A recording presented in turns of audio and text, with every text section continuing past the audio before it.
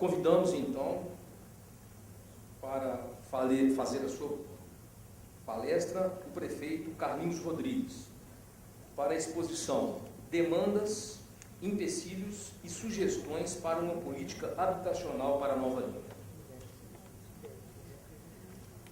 Marcos Landa, que representa o Ministério e, ao mesmo tempo, o Movimento Popular, a doutora Marta Lacha,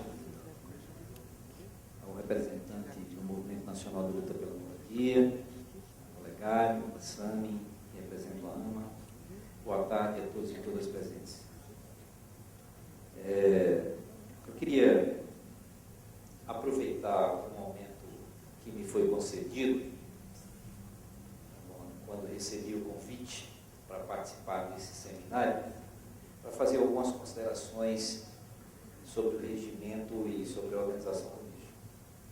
Primeiro, o regimento que questionamos de manhã não permitiu que a gente se colocasse e fizesse as considerações que entendíamos que eram necessárias, assertivas, que haviam sido dirigidas ao poder público municipal. E voltamos aqui à tarde e as mudanças que foram feitas no regimento, no funcionamento, consideram que esse seminário, de acordo com o folder mesmo, tem a presença de 26 associações comunitárias, seja de condomínios, seja de bairros, de 20 ONGs e de mais de 20 convidados a participar desse seminário, além de outros setores da sociedade que fazem presentes, e não foram sequer consultados, foram trazidos aqui com uma determinação da coordenação e baixados como norma estabelecida e sem discussão com o plenário, que tem uma representação tão ampla. Segundo, quero questionar também a ausência do poder público nesse seminário. A Câmara, que se disse que tinha vereador aqui hoje à tarde, não tem. Tinham 2 de manhã que não voltaram à tarde. A Câmara está na pauta do seminário com o seu presidente sendo um mediador de debates. Ou seja, a Câmara sequer foi convidada a discutir o município. A Câmara foi praticamente retirada da discussão quando ela é convidada apenas para fazer a mediação de um debate. O poder público municipal, através do Executivo, está aqui presente. Uma mesa redonda de extrema importância, como é o tema de habitação. E a nossa reclamação era exatamente de manhã, em que no momento em que discutiam questões estruturantes, questões holísticas do município, questões de planejamento, nós não tínhamos, por exemplo, a presença do nosso secretário de planejamento, ou até do prefeito na mesa, para poder se colocar enquanto poder público, que foi citado reiteradas vezes. E essa ausência do poder público, apesar da minha presença aqui, ela se revela até numa fala do Júlio Grilo, que disse que um dos objetivos desse seminário, e que eu havia lido, é tirar um plano diretor, apontar para a construção do plano diretor mais restritivo, mas que eles querem a coordenação, pelo que eu estou entendendo, quer que seja através de uma iniciativa de lei popular, de iniciativa popular. Ou seja, praticamente se desconsidera a possibilidade, portanto, de uma participação do poder público na construção de uma proposta que venha atender aos interesses mais gerais, mais amplos, os interesses mais públicos de Nova Lima. Então, era essa a primeira observação que eu queria fazer. E queria também aproveitar e pontuar as questões que eu tentei falar de manhã e não consegui. A primeira é sobre o lixão do Galo, que foi mostrado pelo Apolo. Aquela situação que o Apolo mostrou, ela é verdadeira, aquilo existe.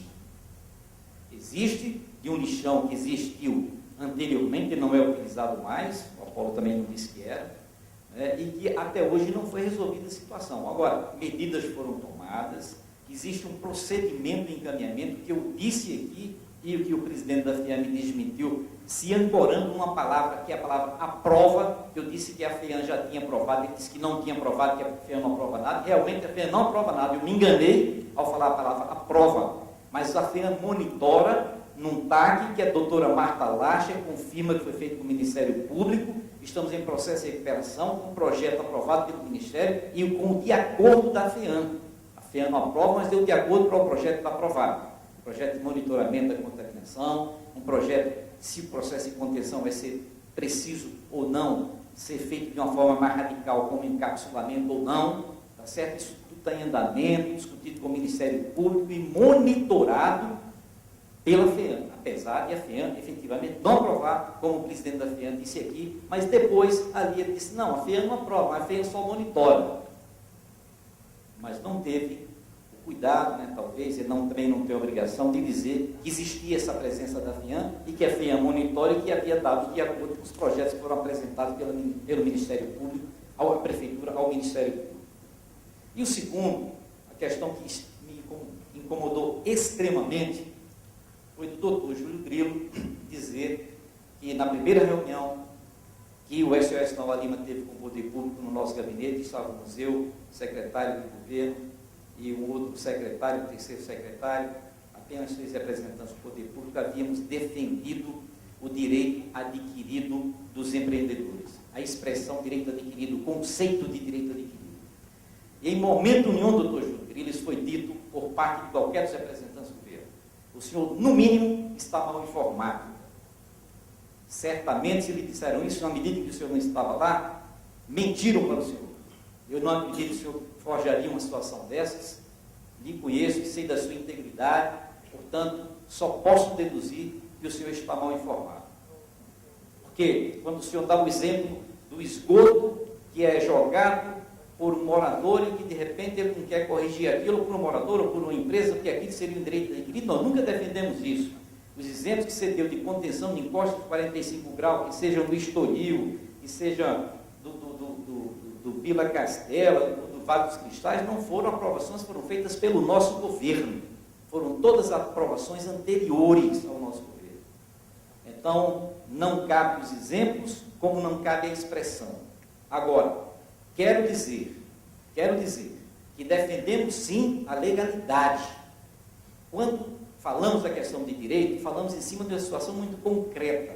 Nos foi proposto pelo movimento SOS Nova Lima a moratória, a suspensão da aprovação de todos os projetos até que a gente tivesse um plano diretor e regulador do desenvolvimento e do crescimento do município.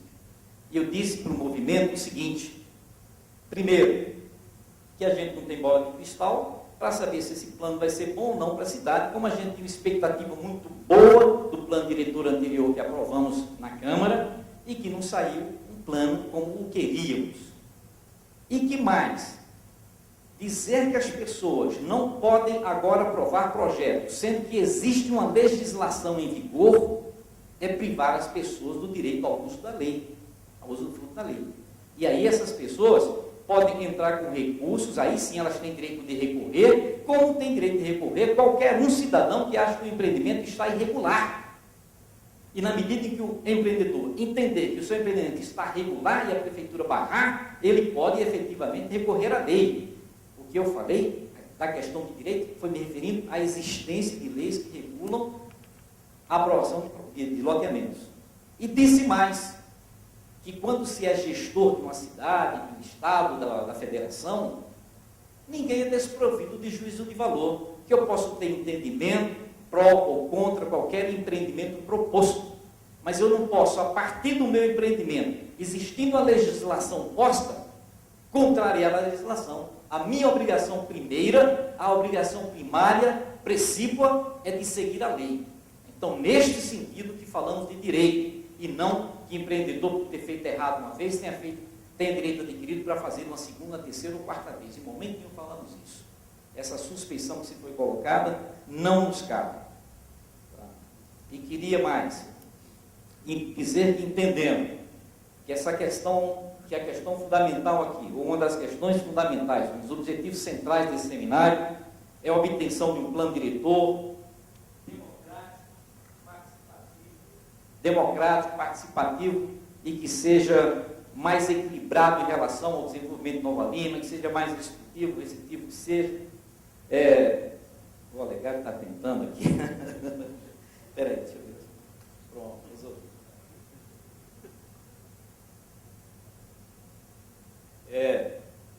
Quero dizer que uma das primeiras ações do nosso governo em 2005 foi no sentido de dotar Nova Lima por esse instrumento de planejamento e de gestão que Nova Lima nunca teve. E aí fizemos o maior esforço. Contratamos as pessoas que foram citadas aqui de manhã, um escritório renomado do Jorge Wilhelm, que tem uma história bacana na construção do plano de diretores. Tentamos fazê-lo da forma mais democrática possível, com audiência pública, com oficinas e tudo mais. E que esse plano, que teve a participação da sociedade em diversas instâncias, em diversos momentos, enviado à Câmara, mereceu elogios múltiplos de ONGs, com IAB, instituições como IAB, do Ministério das Cidades. Foi um dos planos exemplares que se colocou naquele momento de discussão no Brasil inteiro. A Câmara ficou com esse plano de 2006 até 2007. Ficou um ano discutindo esse plano. E nos entregou, não uma mudança do plano, mas entregou praticamente um outro plano, um plano radicalmente diferente. E aí é de se perguntar, mas por que então que a Prefeitura aceitou o que a Câmara lhe propôs? Primeiro, que não existia legislação nenhuma anterior sobre o plano diretor. Vetar o que estava proposto significa voltar ao ponto zero. Segundo, a Prefeitura tinha 15 dias apenas para vetar ou não vetar. Terceiro, nós vivíamos um problema político, um momento político delicado. A Câmara nos devolveu esse plano em setembro. Em setembro. Era o momento que a gente tinha, setembro de 2007, o momento anterior ao processo de definição, filiações partidárias, aquela confusão toda mexendo na cidade, disputas políticas, correria e tudo mais, um momento extremamente tumultuado, digamos assim, no meio político, para que a gente fizesse com calma a discussão do veto ou não, ou da manutenção do veto junto à Câmara desse plano diretor. Então, por isso, a nossa opção foi manter o texto proposto para que, em cima do texto, a gente pudesse fazer as mudanças posteriores, manter um texto base para que a gente pudesse avançar na conquista de avanço desse texto base. E alguns foram imediatos. Cito o exemplo, por exemplo, do Jardim Petrópolis, que havia sido reduzido, era um lote de 5.000 metros, e que a Câmara reduziu para 1.000 metros o loteamento. Os moradores nos procuraram, a Prefeitura tomou a iniciativa, fez uma proposta de mudança de texto, mandamos para a Câmara aprovou, o Jardim Petrópolis voltou a ter um lote de no mínimo 5.000 metros. Depois descobrimos até que tínhamos procedido errado, porque tentamos mudar o zoneamento também da faixa lindeira da MG 30 ali de frente ao shopping Serena, e aí o Ministério Público nos instou dizendo que qualquer mudança de zoneamento do plano diretor só poderia ser feita através de audiência pública, e aí nós retiramos o projeto da Câmara, projeto de mudança de zoneamento, porque nós entendemos que aquilo é uma área estritamente comercial, entendemos que tem o destino de ser comercial, e a proposta que a gente tinha era de mudança para que ela se transformasse numa área comercial. Continuamos acreditando, mas entendendo que estava com o procedimento errado, como certamente teremos errado na mudança de Jardim Petrópolis, que não fizemos audiência pública, então retiramos e nos ativemos a esperar um momento em que essa discussão possa ser retornada. Mesmo com esse plano diretor, que não era do nosso agrado, que não era do nosso projeto, que é o plano diretor vigente, mesmo assim nós tentamos avançar. Tentamos avançar particularmente no que diz respeito à democratização dos processos e das decisões em Nova Lima. Nova Lima havia tido CODEMA antes do nosso governo. Era um CODEMA que era consultivo, sendo que o Estatuto da Cidade disse que o CODEMA tem que ser deliberativo. Nós instalamos o CODEMA com caráter deliberativo e que funciona. Nós criamos, como manda o Estatuto das Cidades, o Conselho das Cidades também como uma instância de discussão, de planejamento, e até de deliberação de questões importantes da cidade. As audiências públicas, né? Começamos na efetivação do plano diretor e diversas audiências públicas foram feitas depois, seja na área de desenvolvimento urbano, seja na área fazendária, na área tributária, enfim, tem sido uma marca de nosso governo, assim como a criação de diversos conselhos que são hoje parte integrante da sociedade nova-limense e conselhos esses que partem da iniciativa do Poder Executivo. Nos pediram aqui para falar sobre habitação de